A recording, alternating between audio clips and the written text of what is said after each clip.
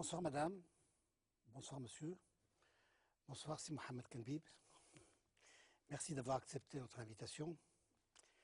Vous êtes historien, vos ouvrages sur juifs et musulmans au Maroc 1859-1948 ou sur les protégés sont diffusés dans un milieu restreint, l'université, mais ils font autorité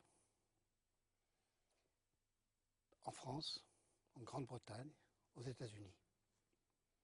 Vous avez fait des incursions dans la diplomatie, vous avez tâté aussi de la littérature en publiant un roman, on ne le sait pas, un roman attachant qui s'appelle Les Fumées de la gloire, qui se lit, je l'ai lu, comme un document ethnographique sur le Maroc d'aujourd'hui.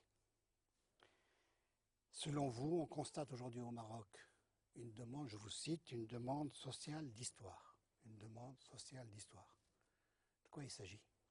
En quoi consiste cette demande? Quelles sont ses manifestations? Quelles sont ses causes? Alors très rapidement, l'accroissement de la demande sociale portant sur l'histoire est un phénomène mondial. Ça dépasse le contexte proprement marocain. Il est lié à un certain nombre de données, notamment la mondialisation et toutes les mutations qu'elle génère, mais aussi les certitudes. Ces mutations s'accompagnent d'incertitudes qui font que les gens ont besoin de repères. Et l'histoire constitue l'un de ces repères précisément. Donc c'est une sorte de refuge face à la précarité des temps. Et au Maroc en plus? Dans le contexte proprement marocain, il y a là aussi toute une série de considérations, notamment l'approfondissement du processus démocratique, les recommandations de l'instance équité et réconciliation concernant les archives, la mémoire et l'histoire. Il y a par exemple la célébration du 1200e anniversaire de la création de Fès. Il y a tout récemment la commémoration du traité de Fès de 1912.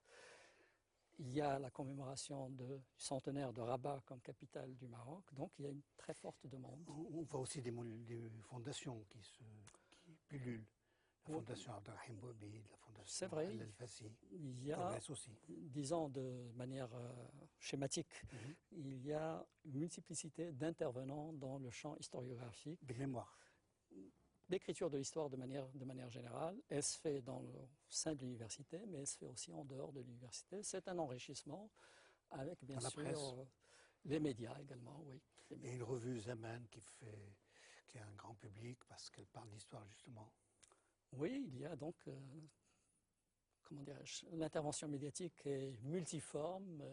Il y a la revue dont vous parlez. Il y a de l'appétit, quoi. Il y a Amal. Les gens en demandent. Il y a Amal, qui existe depuis des années, sinon des décennies. Et il y a la référence en la matière, Espéris Tamouda, qui est la doyenne des revues marocaines, puisqu'elle a été fondée. Mais qui reste confidentielle. Elle est diffusée dans le monde entier. Ah bon? Elle est diffusée aussi bien au Japon qu'en Finlande, qu'aux États-Unis. Que valent ces mémoires? Est-ce que la mémoire et l'histoire ne font pas bon ménage ensemble? La mémoire fait partie de l'histoire. Et elle a des spécificités, c'est qu'elle est essentiellement sélective. Et subjective? Essentiellement subjective, mais elle peut être objective aussi bien. Quoique le terme d'objective est galvaudé, donc disons, elle ne peut pas être aussi neutre que la démarche historique classique, universitaire classique. Voilà. Quelles sont les périodes demandées? Quelles sont les périodes ciblées? Qu'est-ce qu'on veut? Alors, en dehors du Maroc, toutes les périodes sont demandées. Par exemple, en France, il y a une forte demande sur le Moyen-Âge. Dans le cas du Maroc, la demande porte essentiellement sur la période postérieure à 1955-1956. Donc, il y a une très forte demande sur la période post-coloniale. Et il y a aussi, sur le protectorat, il y a une demande de protectorat. Donc, on est plus sur le protectorat. La demande est moins nette concernant la période du protectorat, quoique, du point de vue scientifique, il est difficile de parler du présent sans faire un petit retour en arrière. Le protectorat est incontournable. À mon sens, il est totalement incontournable. Si vous permettez, on va s'arrêter un peu au protectorat. Une question centrale. Qu'est-ce qu'a apporté le protectorat au Maroc, à l'État marocain en particulier? De manière globale, le protectorat a été une phase de profonde mutation, quoi qu'on dise. Profonde mutation. C'est pas une parenthèse. Absolument pas. À tous les niveaux. Et disons, si on veut résumer, on peut dire que le protectorat, ça a été une sorte de modernisation forcée du Maroc. À booster. Dans le cas de, il y a eu une modernisation des infrastructures du pays, une modernisation de l'économie, et elle a, disons, comme vous le dites, boosté l'État marocain. L'État marocain est préexisté au protectorat. Bien sûr, c'est un État qui est multiséculaire, il est profondément enraciné dans l'histoire. Quelle est sa caractéristique principale? Sa caractère principal, avant le protectorat, c'est il y avait un État, mais pas au sens où on l'entend en Occident. D'État régulier en Occident, c'était par exemple le 18e, 19e siècle, le gouvernement était un gouvernement, il y avait des capitales bien sûr, c'est Fès, Marrakech, mais le gouvernement lui-même était un peu itinérant. Donc c'était une sorte... Un État nomade. Un État itinérant, donc ça existait dans les pays occidentaux aussi. À l'époque de Catherine de Médicis en France, l'État tournait, c'est-à-dire que la cour tournait à travers les différentes provinces du royaume. C'était une manière de montrer le pouvoir, montrer le sultan, montrer sa suite, montrer sa force armée, etc. Et régler les litiges, collecter les impôts. L'État allait aux Marocains. Allait vers ces sujets, oui. C'est un peu ça, effectivement. Et le protectorat a créé la centralisation et la stabilisation, l'administration territoriale. Il a créé, d'ailleurs c'est dans les dispositions de, je crois, l'article 1er ou le préambule du traité de Fès du 30 mars 1912, l'idée c'était de créer un État régulier, c'est-à-dire un peu calqué sur le modèle occidental et principalement français, avec donc une administration centralisée, une capitale fixe, Rabat en l'occurrence. Et un territoire exact. délimité. Des administrations à l'échelle locale et régionale, etc. Le timbre, le drapeau, tout ça. Le drapeau existait. Pas la croix. Il y avait un drapeau à 6 branches, oui, mais ça a évolué. Et les 5 branches, c'est lyoté? Je n'ai pas d'indication très précise, mais c'est le début du protectorat, je crois 1917 ou quelque chose comme ça. Concernant les timbres, il y avait une poste chérifienne qui existait avant 1912. Déjà à la fin du 19e siècle, il y a eu des tentatives de lancement d'une poste chérifienne avec un timbre. Le protectorat n'était pas seulement un progrès, il y avait des régressions ou des blocages. Par exemple, la déclaration des droits de l'homme était interdite d'affichage. Vous confirmez? C'était un régime d'exploitation coloniale. Sur le plan économique, c'était modernisation, etc. Sur le plan politique, là, c'est un peu plus problématique. Par exemple, avant 1912, il y avait un noyau de mouvements constitutionnalistes. Il y avait un projet de constitution en 1908. Il y en a une à Tanger, je crois. Oui, c'est le mouvement Lissan al-Maghrib, donc avec un projet de constitution qui a été présenté au sultan Moulay Hafid. Et donc le protectorat a cassé un peu ce processus. Et effectivement, absence de liberté, notamment ce que vous dites, interdiction d'affichage de la Déclaration des droits de l'homme et du citoyen dans les lycées sous prétexte d'incompatibilité. J'insiste, c'est vraiment énorme. Oui, oui, c'est énorme. La France interdit l'affichage de la Déclaration des droits de l'homme au Maroc. Le prétexte, c'est que c'est incompatible avec les institutions traditionnelles, avec l'autorité du sultan. Il y a donc interdiction d'affichage de la Déclaration des droits de l'homme, interdiction des partis politiques, interdiction des syndicats, comme quoi c'est incompatible avec les institutions traditionnelles et les prérogatives traditionnelles du sultan. On parlerait des heures de tout ça, mais je suis obligé de serrer. Si vous permettez, je vais vous parler de quelque chose que vous connaissez sur le bout des doigts, vous êtes le très grand spécialiste. Les relations entre juifs et musulmans. Et vous vous posez une question centrale à laquelle vous n'allez pas répondre tout de suite, on va essayer de répondre en prenant du temps. Pourquoi le Maroc a perdu ses juifs? Alors, je voudrais d'abord que vous dites l'enracinement. Le statut des juifs au Maroc, c'était quoi? Alors, effectivement, l'enracinement des communautés juives au Maroc est un enracinement très ancien, puisque 2000 ans, sinon plus de 2000 ans d'existence dans le pays. Elle faisait partie du paysage. La cohabitation est une cohabitation multiséculaire, notamment après l'avènement de l'islam. Les fondements de cette cohabitation sont multiples. Il y a bien sûr le statut de la dhimma, qui ne signifie rien d'autre que protection. Je sais que le terme est, comment dirais-je, utilisé de manière abusive et polémique, instrumentalisée, etc. Mais étymologiquement, dhimma, c'est protection. Et actuellement, même dans le langage courant, quand on dit flan f dhimma, c'est une fierté de dire que je suis sous la protection de quelqu'un qui a le bras long. Il est pris en charge. pour parler famille. Et il y a le fait de vivre dans le cadre d'un État disons, avec un souverain, donc disons un État au sens... Qu'en est-il des impôts? Les comme, Juifs payaient des impôts différents.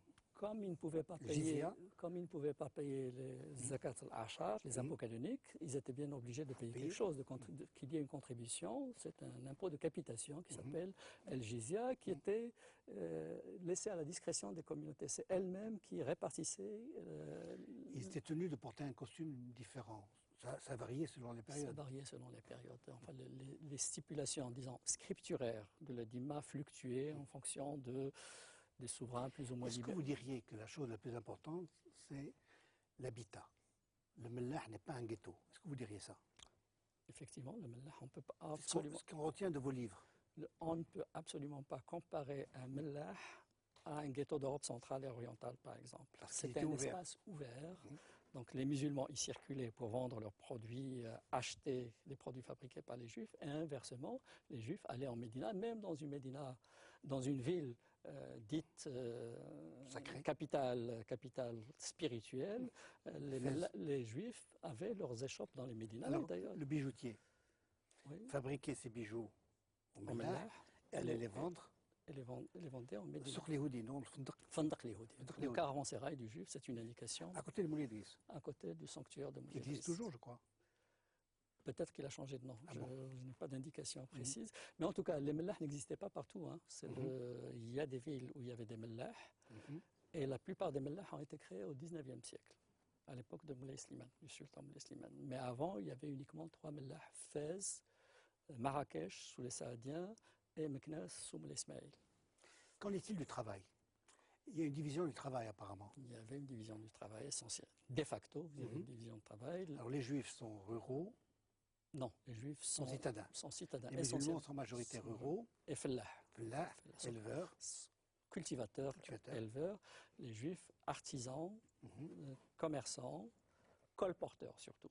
Il y avait une importante proportion des juifs, parmi les masses juives, qui vivaient du colportage.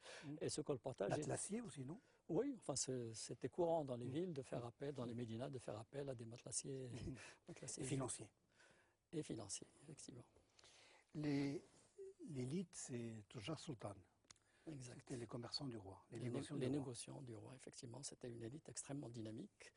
Le sultan, pour exploiter les monopoles royaux, avait recours à des négociants dynamiques, aussi bien musulmans que juifs. L'élément juif avait une certaine prépondérance en la matière, dans la mesure où il disposait de corps-légionnaires à l'étranger qui facilitaient les relations, le commerce travail. maritime. Du commerce maritime. C'est-à-dire ils avaient des correspondants. Ils avaient des correspondants. Il y avait des musulmans aussi qui étaient au Shah Sultan. Mais ils n'avaient mais ils pas, n'avaient pas les mêmes le même avantages. atout de corps légionnaires établis à l'étranger. Une date clé, 1856, Oui. l'accord avec l'Angleterre. C'est le traité de commerce et de navigation imposé par les Britanniques, qui ont tout fait pour forcer le sultan à signer ce traité, qui a été la pierre angulaire de l'insertion du Maroc dans le marché mondial. Et qui exprimait l'abolition C'est un traité qui a mis fin aux avantages aux monopoles royaux, et du coup, il a fait exploser le système des Tujjar sultan. Et donc, l'effet induit a créé des protections. L'effet induit, c'est que ces négociants, pour pouvoir, maintenir leur position, voire s'enrichir encore davantage, se sont mis au service des sociétés étrangères, des compagnies étrangères, avec des cartes de protection qui leur garantissaient l'immunité fiscale. Donc on était protégé anglais, protégé espagnol, protégé allemand, etc. Mais l'aristocratie des protégés, c'était les protégés britanniques, compte tenu du poids de la Grande-Bretagne à l'époque. Et c'est première eux qui puissance avaient mondiale. le monopole de fait ou des avantages pour le commerce du sucre, du thé, etc. Importateurs de sucre, de thé, de savon, etc., de cotonnade essentiellement. Et garder des liens privilégiés avec le Makhzen quand même.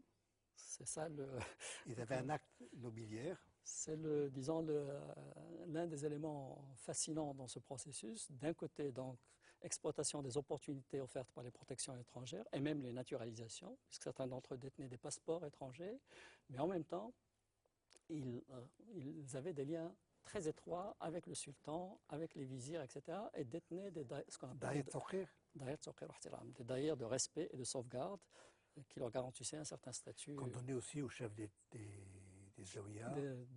Exact, des Il n'y confréries. avait pas que les juifs qui étaient protégés. Il y avait des Les musulmans. musulmans aussi. Et d'ailleurs, parfois, les juifs servaient d'intermédiaires aux musulmans pour obtenir les cartes de protection. L'évolution des juifs sous le protectorat. Oui. La masse logeait à la même enseigne que les musulmans. Exact. Paupérisation généralisée. Exact. Les élites.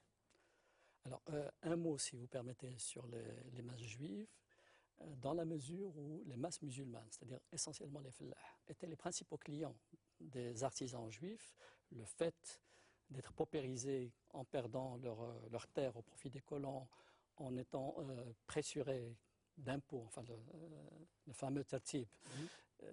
Donc la paupérisation des musulmans entraînait ipso facto celle des masses juives. Ça, c'est pour ce qui est des masses juives. Pour ce qui est des élites, il y a effectivement un certain nombre d'éléments juifs qui ont réussi à sauvegarder leur position et à s'adapter au nouveau régime. Et donc un élément qui a joué un rôle essentiel, c'est l'Alliance.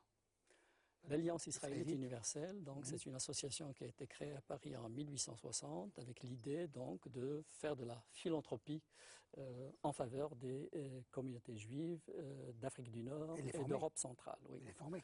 Et le moyen de promotion et de, comme il disait à l'époque, le discours officiel, c'était le relèvement moral des Juifs. Donc c'était l'école. La première école, c'est 1862, avant le protectorat. 1862 à Tétouan. Tétouan, exact. Et puis par la suite, il y a eu tout un réseau qui s'est mis en place à travers l'ensemble du Maroc, quasiment l'ensemble du Maroc. Le décret Crémieux en Algérie, qui permettait aux Juifs algériens d'être naturalisés français, a eu un effet au Maroc aussi.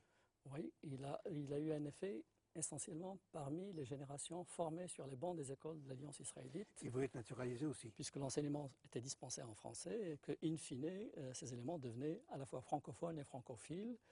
Et le rêve, c'était d'être naturalisés, mais pas uniquement pour la beauté de la naturalisation, si je puis me permettre. C'est après 1912 pour pouvoir rester dans la course par rapport aux colons européens, avoir les mêmes droits que les colons européens, que les Européens, disons de manière générale. L'IOT était hostile. L'IOT s'en tenait strictement aux dispositions du traité du protectorat, à savoir qu'il ne fallait modifier en rien la situation politique au Maroc, y compris le statut des sujets marocains, qu'ils soient juifs ou musulmans. Et il avait vu ce que la naturalisation a donné en Algérie, des flambées d'antisémitisme, etc. Et il ne voulait pas que ça soit dupliqué au Maroc. Donc il était contre la naturalisation. Parlons de Vichy. Alors, Deuxième Guerre mondiale. C'est un saut considérable. Oui. Je m'excuse d'aller vite comme ça, mais c'est pour fixer les idées. Vichy, occupation de la France, gouvernement français soumis aux Allemands, il y a des lois anti-juives qu'on applique, qu'on essaye d'appliquer au Maroc. Alors rappelez ces lois rapidement. L'habitat. C'est des dispositions anti-juives, discriminatoires, à l'instar de ce qui avait cours en France sous l'occupation, mais le régime de Pétain collaborait pleinement dans ce sens-là. On a essayé d'introduire ces lois au Maroc, mais c'est au niveau de l'application que ça n'a pas... Alors les lois d'abord. Pour l'habitat, interdiction d'être en ville nouvelle. Pour l'habitat, interdiction pour les Juifs d'habiter ce qu'on appelait les villes nouvelles, les villes européennes, s'ils avaient acquis des appartements récents à une date relativement récente. Donc ils devaient déménager. On les a chassés des lycées aussi. Il y a eu ce qu'on appelle le numerus clausus, et donc les enseignants juifs dans les lycées devaient aller ailleurs. Et ils se sont retrouvés d'ailleurs dans les écoles de l'Alliance israélite universelle qui a continué à fonctionner, malgré toutes les restrictions. Le recensement des biens. Ce qu'on appelait l'arianisation des biens, effectivement, et le premier pas, c'était le recensement. Il y avait menace de confiscation des biens. Oui, exact. Et là, la cohabitation judéo-musulmane a joué à plein, c'est que les Juifs faisaient, enfin les Juifs d'un certain niveau social, qui avaient des biens, faisaient passer une partie de leurs biens au nom d'amis musulmans ou d'associés musulmans, etc. C'est incroyable. La simple parole suffisait, il n'y avait ni contrat ni rien. Ce qui donne une bonne idée de la cohabitation. Exact. Et dans les rapports des services de police, c'est écrit noir sur blanc. Oui, on disait les acolytes. Exact. Pour le rationnement, On l'a confié aux Juifs. La résidence générale l'a confié aux gens qui avaient de l'expertise en matière disons, de distribution, de comptabilité, etc. Effectivement, ça a été confié à des Juifs. Pas de manière systématique, mais il y a eu un certain nombre de Juifs à qui on a fait appel. Le résident général Nogues. Charles Nogues, oui. celui qui a renvoyé les nationalistes en exil. En 1937, effectivement. Il a signé l'exil de mon père en 1937. Avait une attitude plutôt prudente par rapport aux lois anti-juives. Il avait choisi... Sa femme était juive, non? D'ascendance juive. Il avait choisi de ne pas suivre De Gaulle, qui en juin 40, lui a proposé de prendre la direction de la résistance, et il a préféré, disons, s'aligner sur Pétain, de manière à ne pas perdre le Maroc, parce que dans l'armistice, l'une des clauses essentielles du côté français, qui était intéressante pour les Français, c'est que les Allemands n'allaient pas toucher au statu quo dans les colonies et les protectorats. Et pour Nogues, qui se posait en héritier de Lyautey, c'était un acquis considérable, et il fallait le préserver en évitant de s'aligner sur De Gaulle. Et effectivement, pour ce qui est des Juifs, il s'est montré prudent, parce que d'après lui, si on se met à appliquer de manière brutale les dispositions anti-juives, les Juifs risquaient, compte tenu de leurs amitiés avec des notables musulmans, de pousser les musulmans à la révolte contre la France, et ce n'était pas le moment d'après lui. Un homme qui a joué un rôle essentiel, mais je ne sais pas si c'est suffisamment connu, c'est Mohammed V, Mohammed bin Youssef. C'est le sultan Sidi Mohammed bin Youssef, oui, effectivement. Il avait un flair politique incroyable. Il s'est opposé à la mise en application des dispositions prévues par proposé à l'initiative de la résidence générale, puisque c'est la résidence qui avait l'initiative des lois en vertu du traité de Fès. Et donc, il s'est opposé à la mise en application pour plusieurs raisons. La première, c'est qu'il se situait dans la tradition de ses ancêtres protecteurs des El-Dimma. Les délégations juives sont venues au palais l'implorer en tant que, chef spirituel, et donc ils lui ont rappelé qu'ils étaient des dhimmis et que c'était à lui de les protéger. Et il y a eu également un certain nombre de notables musulmans qui ont plaidé dans le même sens. Et puis, il y a eu un flair politique absolument remarquable. Concernant les États-Unis, il a compris le rôle des Américains. Il a compris le rôle des Américains qui, en vertu des accords Murphy-Weygand, s'engageaient à approvisionner l'Afrique du Nord à condition, en produits de première nécessité, à condition que ces produits ne soient pas réexportés en direction de la France ou de l'Allemagne. Pour ce faire, il fallait un organisme de contrôle.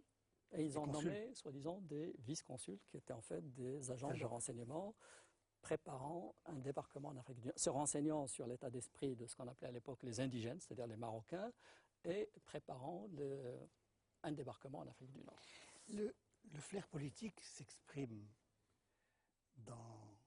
du côté américain dans la manière avec laquelle Roosevelt a traité avec le en 1943, effectivement, à la conférence d'Anfa, effectivement. Il a traité la lettre qu'il lui envoie, en chef d'État. Chef d'État souverain.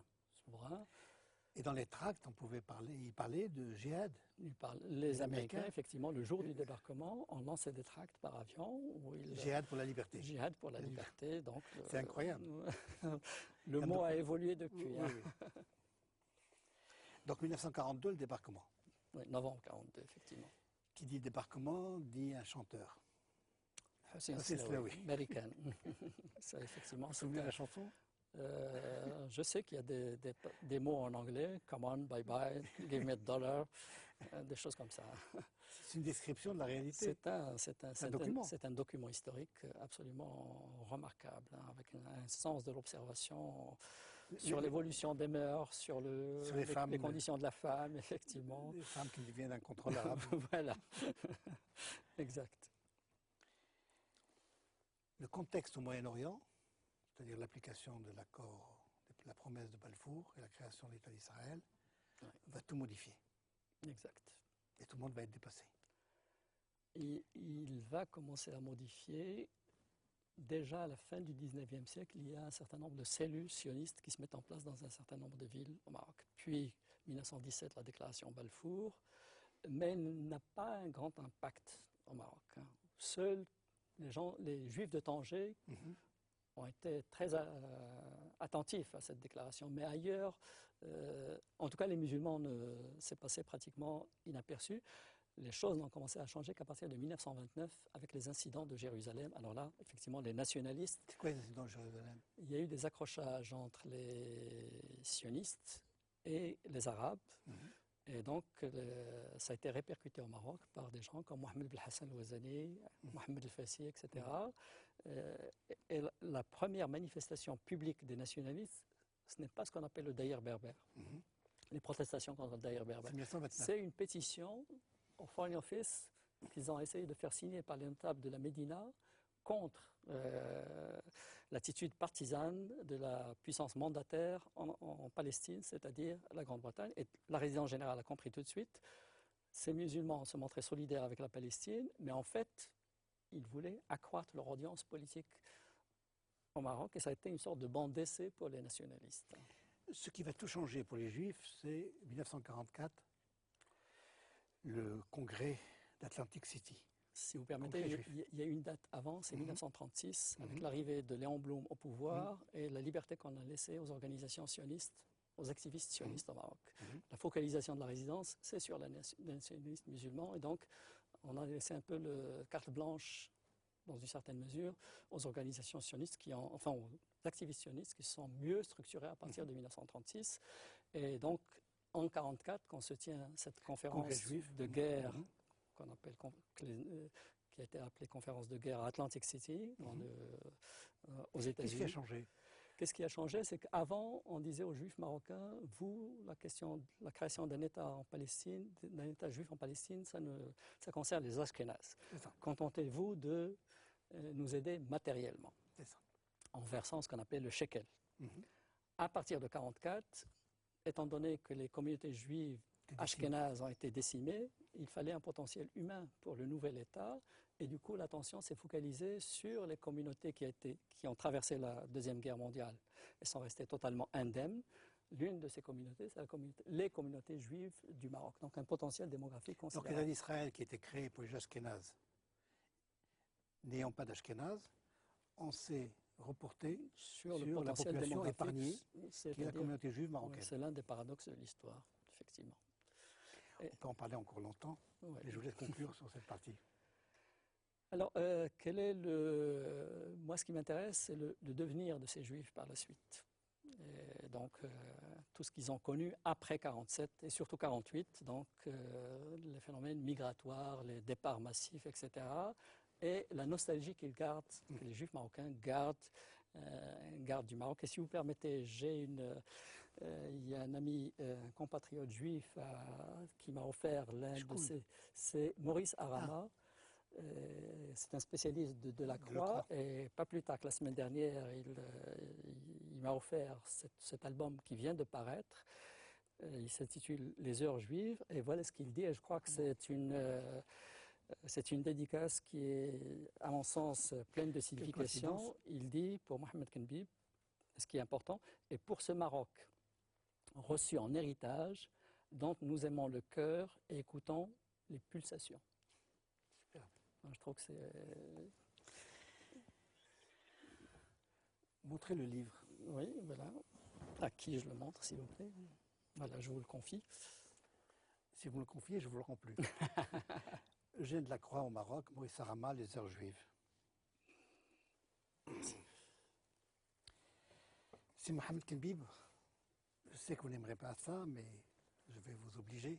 On va parler de vous, de votre itinéraire. Vous êtes né en 1947. Alors je résume, vous le faites très sobrement. Vous êtes un enfant du peuple, né dans le Rif et grandi dans le Moyen Atlas.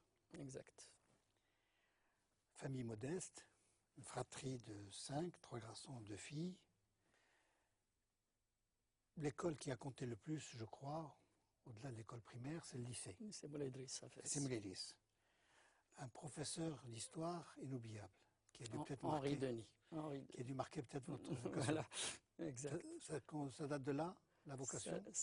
Peut-être, oui, peut-être. Il faisait des cours passionnants. Absolument, on restait suspendu à ses lèvres. Et je me rappelle quand il nous parlait, par exemple, de la crise des fusées à Cuba ou de la crise de Berlin, on attendait le cours suivant pour savoir si la Troisième Guerre mondiale allait éclater ou pas. Ça, c'est vous, adolescent? Oui, c'est le... On reconnaît les traits quand même. Oui, oui.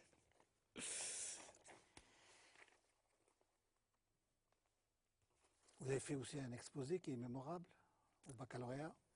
On en parle encore. C'est un camarade de classe qui, je ne sais pas combien de décennies plus tard, chaque fois qu'on se rencontre, il me reparle de cet exposé. Alors, le sujet, c'était. Je ne sais pas si je puis donner le nom de ce camarade. C'est Moulay Rachid Abdelrazak. Oui. Il est membre du Conseil constitutionnel. Oui. Et chaque fois qu'on se rencontre, il me parle de cet exposé qui portait sur les régimes totalitaires, une comparaison entre le régime nazi et le régime stalinien. C'est incroyable. Voilà. C'était en 1965. Licence à Rabat. La faculté des lettres, effectivement. Un prof, un grand homme, Daniel Rivet, historien, qui vient de publier, m'a-t-on dit, mais je ne l'ai pas encore vu. Oui, c'est sorti il y a un livre d'histoire du Maroc. Quelques semaines, oui. Alors il faisait Révolution française et protectorat. C'était 2 cours qu'il avait. La Révolution française, effectivement, et le régime du... Ça, c'est la photo Daniel Rivet. C'est lui, là. Oui. Ça, c'est la photo de la soutenance à Paris 1, Sorbonne. Il y a le professeur. Un grand monsieur, Jean-Baptiste Durosel, Jean-Claude Alain, le spécialiste de la crise d'Agadir de 1911, et Pierre Guilaine, le spécialiste des relations maroco-allemandes. Donc, thèse avec Germain Ayache. La thèse de 3e cycle. Oui. Et René Galisseau. Oui. Le 3e cycle sur les protégés. Sur le système de protection dont on a parlé il y a un petit moment. Vous avez eu droit aux archives marocaines ou elles étaient inaccessibles? Inaccessibles, verrouillées, je dirais.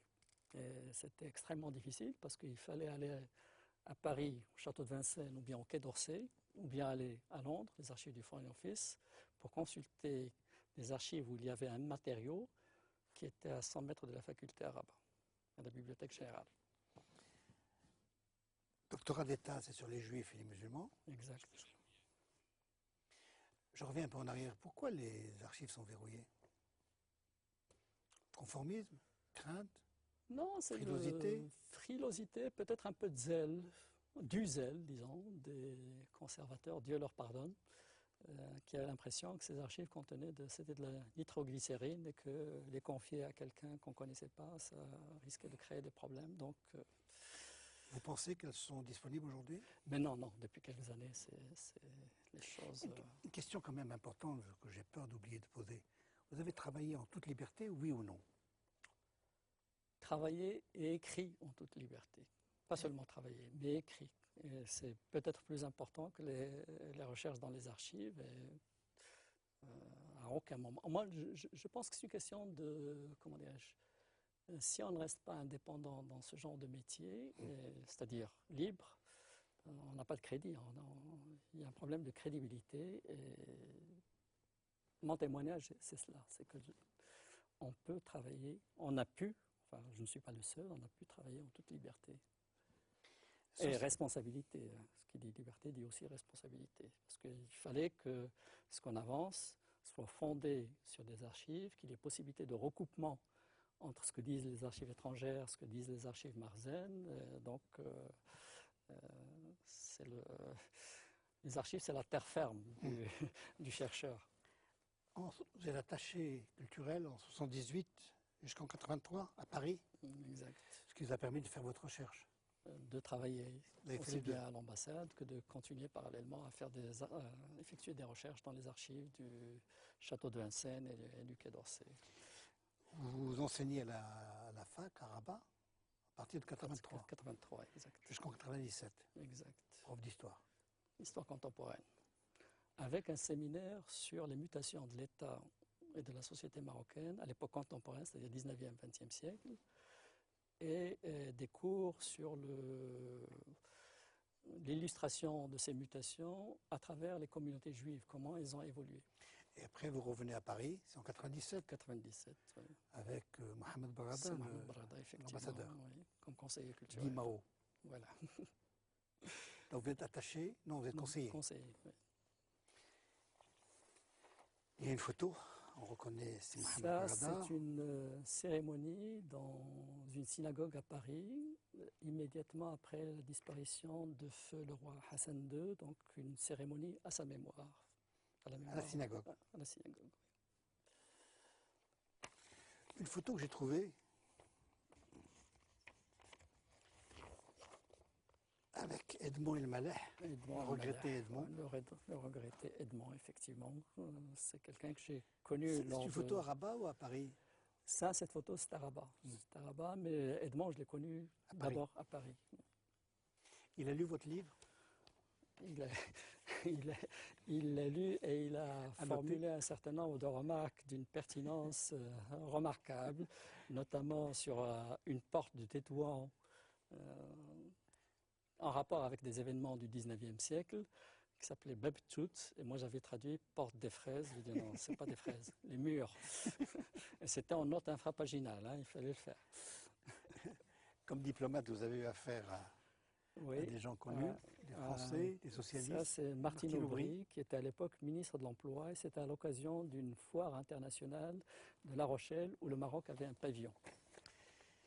Diplomatie et université, ça fait bon ménage. C'est bien d'être universitaire quand on est diplomate, ça aide.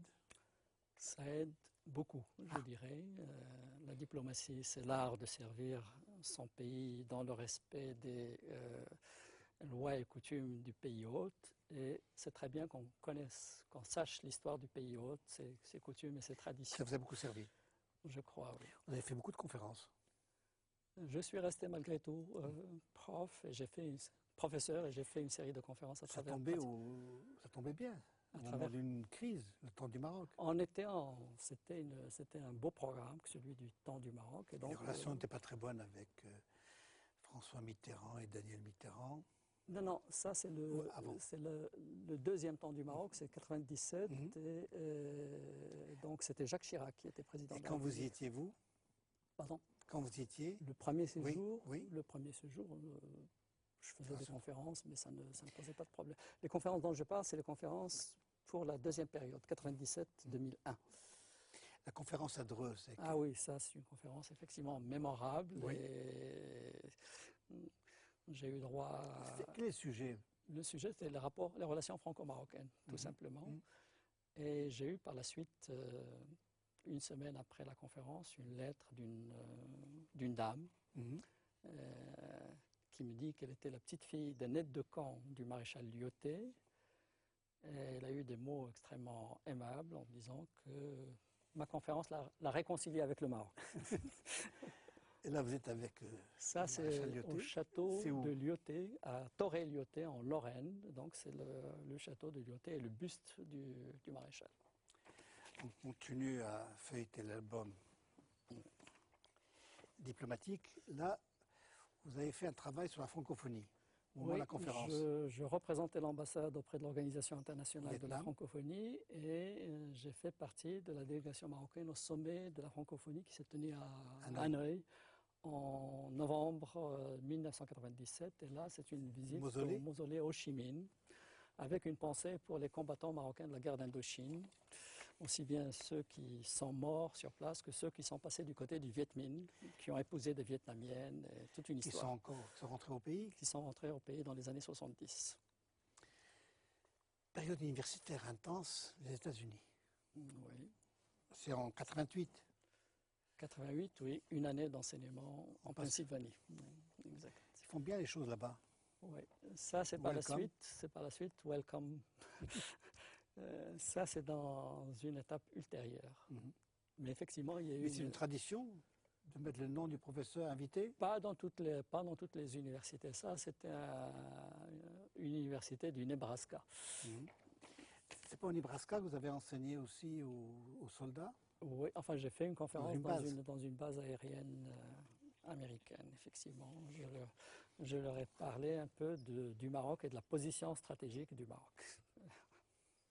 Mais par la même occasion, j'ai fait une conférence aussi, enfin dans le cadre du même programme, dans une église méthodiste. Hein. Ce n'est pas uniquement une base militaire. Ils s'intéressent au Maroc? Comment ils connaissent bien le Maroc? Il y a de la curiosité? C'est-à-dire que pour les photos que vous avez montrées, j'ai été invité dans le cadre d'un programme du département du gouvernement fédéral qui s'appelait Direct Access to the Muslim World. Donc, ils invitaient un certain nombre de chercheurs du monde musulman pour parler de leurs pays respectifs dans différents cercles. En 2003, vous étiez à la Sorbonne. En 2003, j'ai enseigné, effectivement. Vous avez enseigné quoi à la Sorbonne? Le Maroc. La même chose. L'histoire contemporaine du Maroc. Et à Oxford, en 2006? En 2006, c'était dans le cadre de la chaire Mohamed VI pour les études marocaines et méditerranéennes. Également le Maroc. Pour conclure votre itinéraire, on va parler de votre famille. Vous êtes marié. La SIA est professeur de linguistique. À la fac de Rabat. C'était à la fac de Salé, fac de droit de Salé. Et vous avez 2 filles. Oui. Wafa. Wafa est consultante internationale pour les investissements. C'est une spécialiste de l'Inde. Et Amal? Amal, elle est avocate. À Paris. À Paris. Voilà la famille. Merci beaucoup de montrer cela. Un beau commando. C'est où cette photo? C'est une photo qui a été prise le jour de la prestation de serment par ma fille, Amal, au palais, à Paris. Palais de justice, à Paris. Une photo plus pacifique. Oui. C'est le pèlerinage à la Mecque en 1978. Voilà.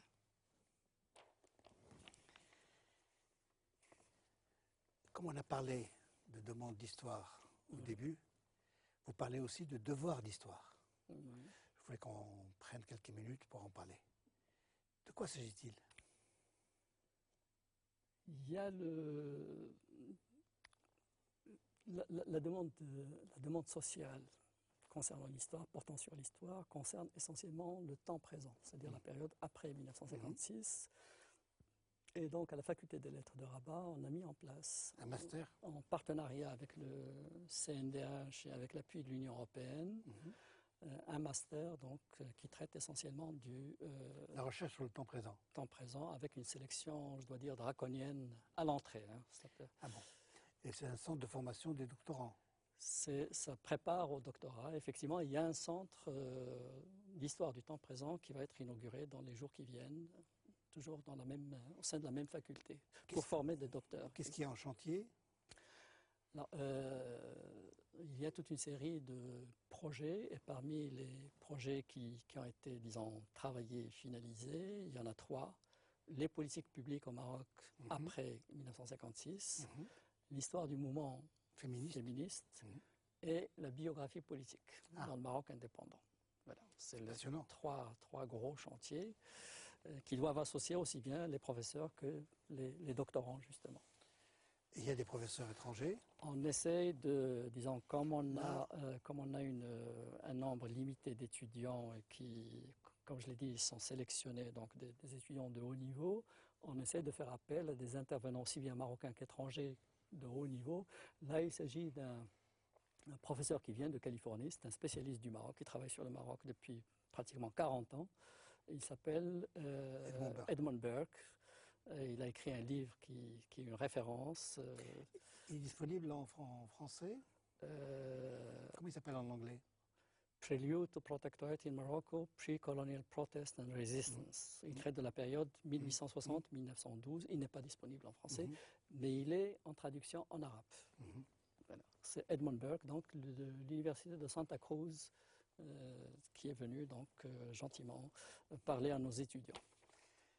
Il y a aussi un personnage connu en France. Là aussi, c'est un autre directeur de recherche, Jocelyne Dakhlia, de l'école des hautes études en sciences sociales à Paris, qui est venue parler des musulmans en Europe à nos étudiants, donc aux étudiants en master. L'autre axe pour mettre en musique ce devoir, c'est la maison de l'histoire du Maroc.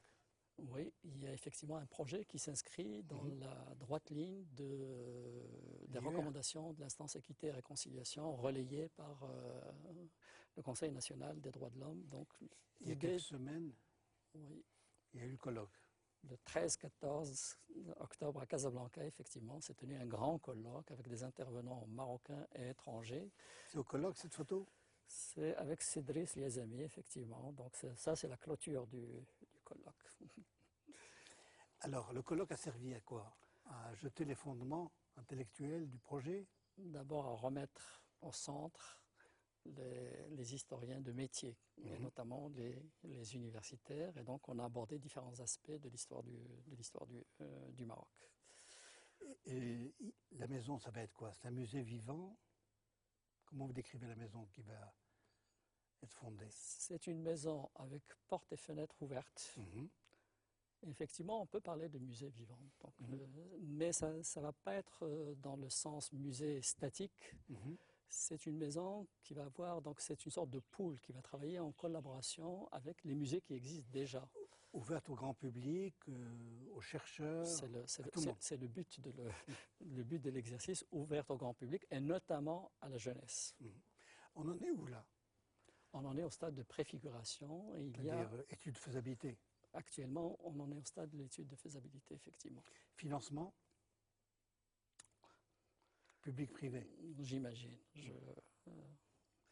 J'imagine que ça va être public-privé, effectivement. C'est l'affaire de tous les Marocains. Donc, mais le terrain existe? J'imagine, oui. Et je crois que le projet bénéficie de la plus haute attention. Oui. En conclusion de cet entretien, j'aurais voulu, vous n'êtes pas surpris, vous poser une question qui vous tient à cœur. Comment feraient les Marocains pour récupérer leurs frères juifs? Alors, vous avez parlé de nostalgie tout à l'heure. De nostalgie, et je crois que c'est quelque chose de très fort, et on ne trouve pas ça chez des juifs d'autres pays, notamment les fameux Ashkénazes.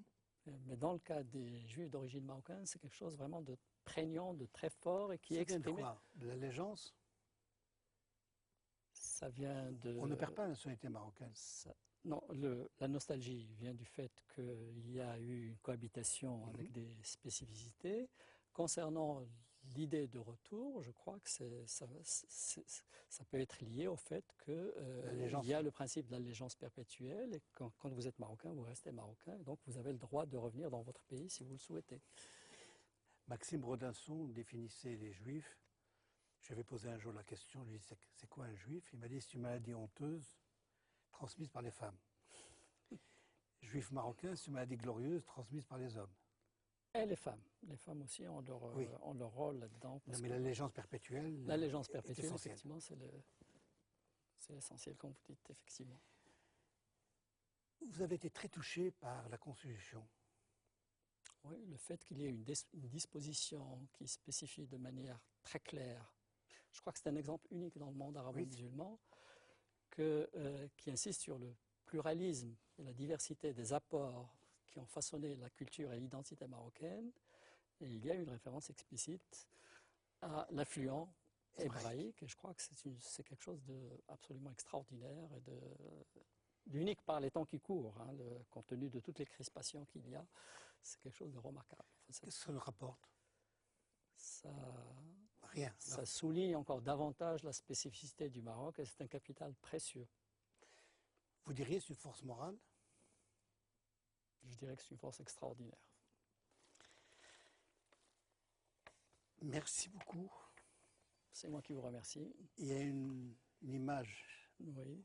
que je dois montrer. Ça, c'est... Parce qu'elle vous montre honoré par Sa Majesté. Sa Majesté le Roi qui m'a fait l'insigne honneur, effectivement, de me décerner une distinction.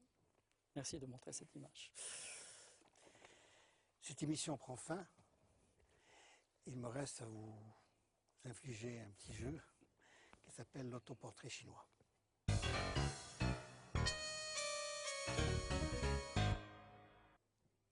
On va jouer à un petit jeu qui s'appelle l'autoportrait chinois. C'est Mohamed Kenbib. Si vous étiez un arbre. Un amandier. Pourquoi? J'adore les amandes. Et elles me rappellent mon grand-père. Une fleur? Les œillets. Ça me rappelle mon père. Ah bon. Une époque? La nôtre. Elle est fascinante. Un historien? Braudel. Fernand Braudel. Pourquoi?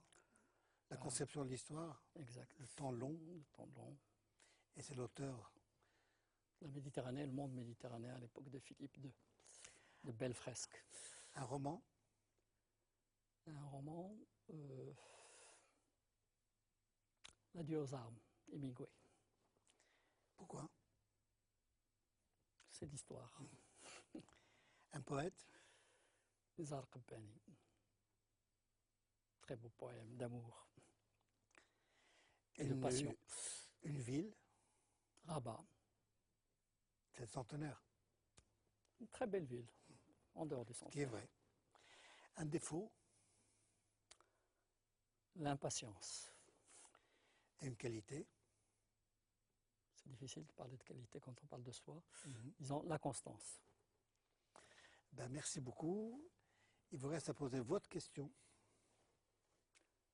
La question de Mohamed Kenbib. Alors, dans le droit fil de ce qu'on a dit à propos de l'histoire du temps présent, ma question est la suivante. À quand une biographie ou une autobiographie de Hamid Barrada? Ben, merci beaucoup. C'est moi qui vous remercie. L'émission prend fin. Vous pouvez envoyer vos remarques, vos critiques, vos suggestions. Vous connaissez l'adresse, mais encore, @2m.tv. Merci, bonsoir.